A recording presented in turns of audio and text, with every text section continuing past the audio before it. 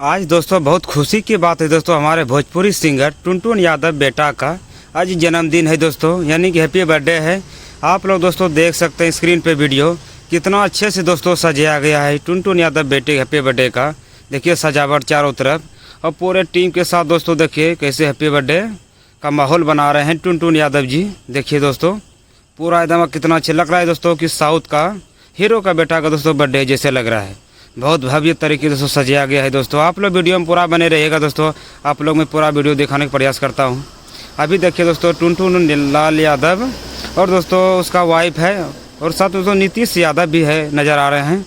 वो इतना बड़ा गिफ्ट में क्या होगा दोस्तों, आप लोग कमेंट बॉक्स में ज़रूर बताइएगा। देखिए आप लोग बहुत बड़ा गिफ्ट है, और उसका कहने का उसका टीम पूरा सपोर्ट कर रहे हैं हैप्पी बर्थडे में।